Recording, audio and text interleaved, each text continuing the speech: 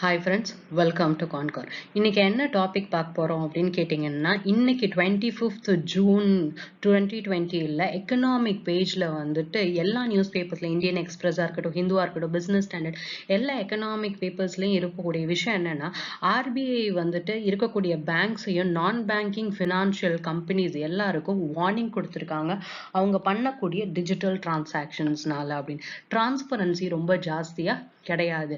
சரி, என்ன மாதிரியான ப்ராப்ளம் இது ரிவால்வ் பண்ணிட்டு இருக்கு, என்ன மாதிரியான சிச்சுவேஷன் இருக்கு அப்படின்னு தெரிஞ்சுக்கிறதுக்கு முன்னாடி ஃபர்ஸ்ட் ஒரு பேங்க்னா என்ன, இந்த பேங்க் எப்படி வேலை பார்க்குது, இந்த பேங்க்ல எப்ப இந்த டிஜிட்டல் டிரான்சாக்ஷன்ங்கிறது வந்திருக்கு, இந்த டிஜிட்டல் டிரான்சாக்ஷனால என்னென்ன மாதிரியான அட்வான்டேஜஸ் இருக்கு, இந்த டிஜிட்டல் டிரான்சாக்ஷனால என்ன ப்ராப்ளம்ஸ் ரைஸ் ஆயிருக்கு இப்போதைக்கு, அதுக்கு ஆர்பிஐ என்ன மாதிரியான வார்னிங்ஸ் கொடுத்துருக்காங்க அப்படிங்கிறது தான் இதுல பார்க்க போறோம். சரி, ஃபர்ஸ்ட் ஒரு பேங்க் எப்படி ஒர்க் பண்ணுது அப்படின்னு பார்ப்போம். அப்பதான் இப்போதைக்கு இருக்கக்கூடிய சினாரியோ பெட்டரா அண்டர்ஸ்டாண்ட் பண்ணிக்க முடியும். ஜென்ரலா பேங்க் அப்படின்னு எடுத்துட்டீங்கன்னா, ஒரு ராம் வந்துட்டு இவரை ராம் அப்படின்னு எடுத்துப்போம். ராம் வந்துட்டு 1000 ரூபாய் சம்பாதிக்கிறாரு. ராம் வந்துட்டு 900 rupees செலவு பண்ணதுக்கு அப்புறமாட்டி 100 rupees என்ன சொல்றாரு அப்படின்னா, நான் சேவ் பண்ணி வைக்கணும். இந்தியால ஜென்ரலா சேவிங்ஸ் அப்படின்னு பாத்தீங்க அப்படின்னா, எய்தர் அவங்க கேஷ் ஆன் ஹேண்டே வச்சுப்பாங்க, அப்படி இல்லைன்னா பேங்க்ல போய் சேவ் பண்ணுவாங்க அப்படிங்கிற மாதிரி, இல்ல கோல்டுல வந்துட்டு இன்வெஸ்ட்மெண்ட்ஸ் பண்ணுவாங்க. ஸோ அப்ப பேங்க்ல போய் இவங்க வந்துட்டு சேவ் பண்றேன் அப்படின்னு சொல்லிட்டு பேங்க்ல போய் டெபாசிட் பண்ணும் போது பேங்க் இதை எடுத்துட்டு இவர் கொடுக்கக்கூடிய காசை எய்தர் ஒரு மல்டிநேஷனல் கம்பெனியில் ஒரு பெரிய பெரிய கம்பெனிஸுக்கு லோன் மாதிரி கொடுக்கறதா இருக்கட்டும், இல்ல ஒரு இண்டிவிஜுவலுக்கு housing loan, car loan, education loan இப்படின்னு கொடுக்கறதா இருக்கட்டும், பேங்க் இந்த காசை எடுத்து கடன் கொடுப்பாங்க. கடன் கொடுக்கும் போது என்ன சொல்லுவாங்கன்னா, நீங்க எனக்கு திருப்பி கட்டும் போது இன்ட்ரெஸ்ட் ரேட்டோட திருப்பி கட்டணும் அப்படின்னு சொல்லுவாங்க. ஸோ அப்ப இவங்க எல்லாரும் திருப்பி கட்டும் போது இன்ட்ரெஸ்ட் ரேட்டோட கட்டுவாங்களா? அப்ப 15 ரூபாய் இன்ட்ரெஸ்ட் அப்படின்னா 115 ரூபாயை யாருக்கு திருப்பி கட்டுவாங்க? பேங்க்குக்கு திருப்பி கட்டுவாங்க.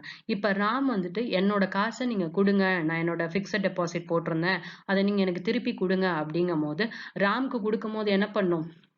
அதுக்கான இன்ட்ரெஸ்ட் ரேட்டோட கொடுக்கணும். அப்ப திருப்பி கொடுக்கும் போது 109 ரூபாயா ராம் கிட்ட கொடுத்துருவாங்க. அப்ப பேலன்ஸ் எவ்வளவு இருக்கு? 6 ரூபா இருக்கு. ஸோ இதைதான் என்னன்னு சொல்லுவாங்கன்னா, ஒரு பேங்க்குக்கான அசெட் அப்படின்னு சொல்லுவாங்க.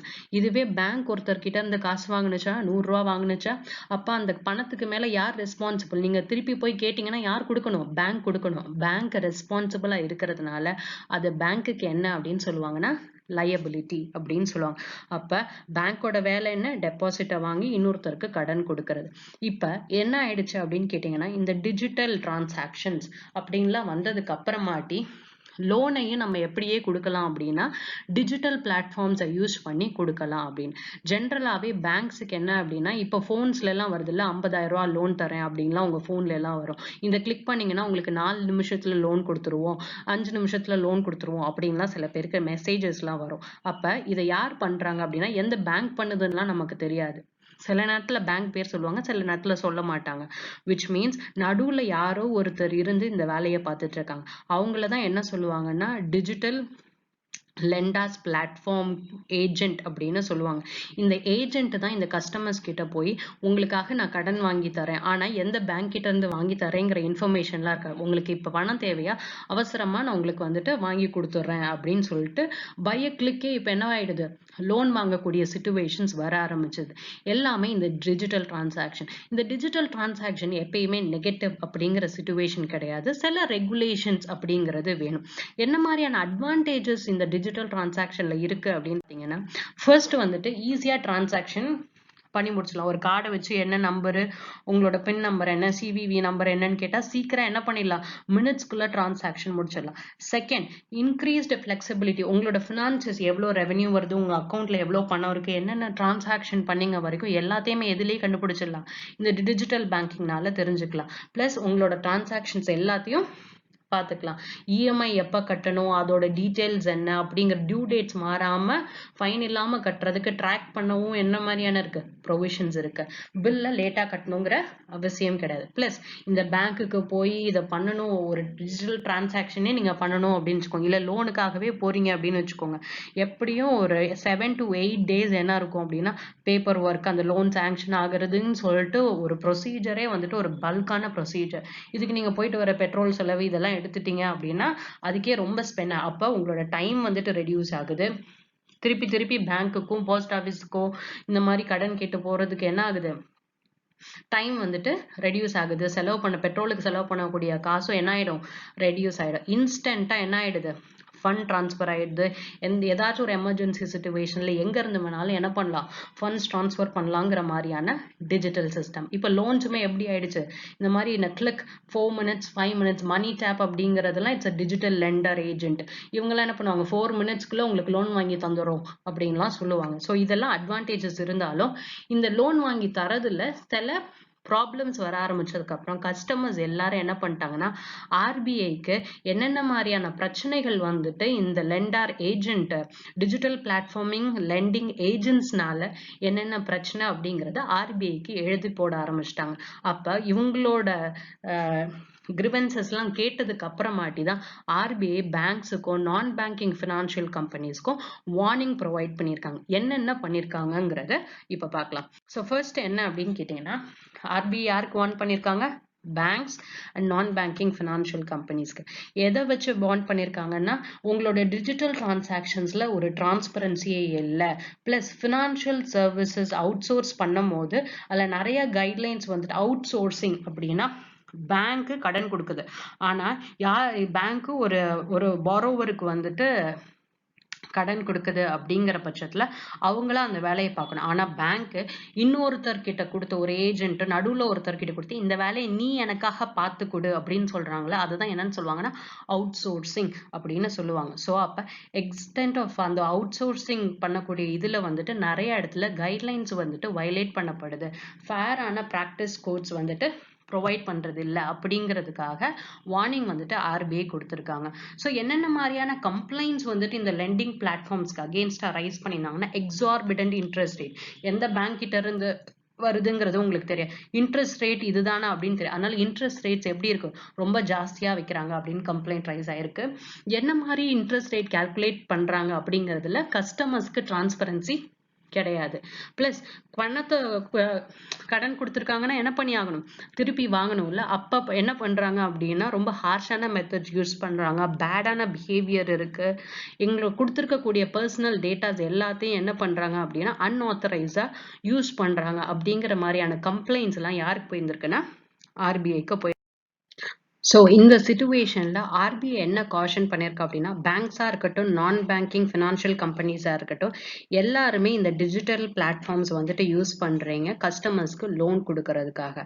அதே நேரத்துல இந்த பேங்க்ல இருந்து கடன் வாங்கி தரேன் அப்படின்னு சொல்றாருல அந்த ஏஜென்ட், அவர் வந்துட்டு என்ன போர்ட்ரே பண்ணிக்கிறாருன்னா அவர் தான் லெண்டர் அப்படிங்கிற மாதிரி போர்ட்ரே பண்ணிக்கிறாரு. விச் மீன்ஸ் எந்த பேங்க் கிட்ட இருந்து கடன் வருது அப்படிங்கிறத கம்ப்ளீட்டா சொல்லாம பண்ணிக்கிட்டு இருக்காங்க அப்படின்னு சொல்றாங்க.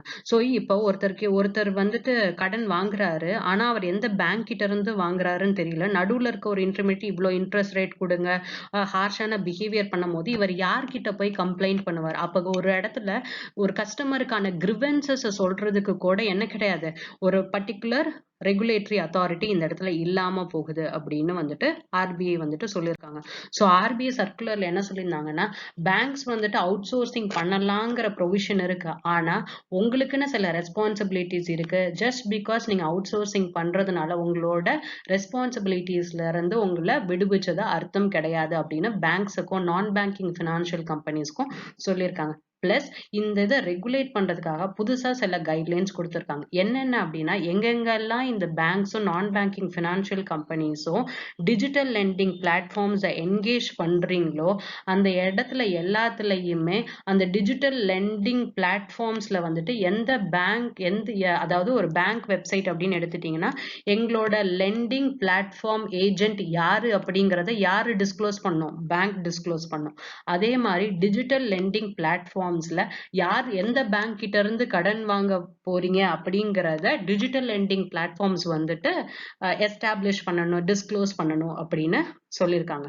நெக்ஸ்ட் என்ன சொல்லியிருக்காங்க அப்படின்னா, எப்போ வந்துட்டு டிரான்சாக்ஷன் இமீடியட்லி ஆஃப்டர் டிரான்சாக்ஷன் ஆனால் இந்த லோன் அதாவது சாங்ஷன் ஆகுது இல்லை உங்களோட லோன் சாங்ஷன் ஆகுது ஆனால் லோன் வர்றதுக்கு முன்னாடி சாங்ஷன் லெட்டர் அப்படின்னு ஒன்று இஷ்யூ பண்ணணும்.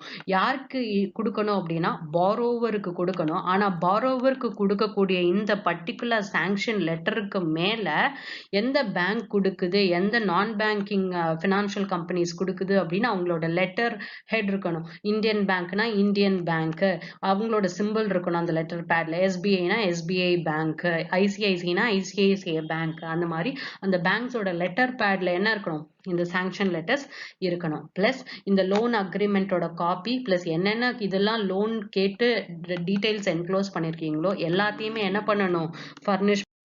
ஓகே, வேற என்ன கைட்லைன்ஸ் கொடுத்துருக்காங்க அப்படின்னா எஃபெக்டிவான ஓவர் சைட் அண்ட் மானிட்டரிங் வந்துட்டு கண்டிப்பா பண்ணியாகணும். இந்த டிஜிட்டல் லெண்டிங் பிளாட்ஃபார்ம்ஸை ஓவர் சைட் அண்ட் மானிட்டர் பண்ணணும். யார் பண்ணணும் அப்படின்னா இந்த banks and non banking financial companies பண்ணணும். பிளஸ் அவேர்னஸ் கிரியேட் பண்ணி இந்த மாதிரி லோன் வாங்குறவங்களுக்கும் சில கிரிவன்ஸ் ரிட்ரஸல் மெக்கானிசம்ஸ் இருக்கு அப்படிங்கிறது அவேர்னஸ் கிரியேட் பண்றதுக்கு அடிக்குவேட்டான எஃபர்ட்ஸ் எடுக்கணும் அப்படின்னு சொல்லியிருப்பாங்க.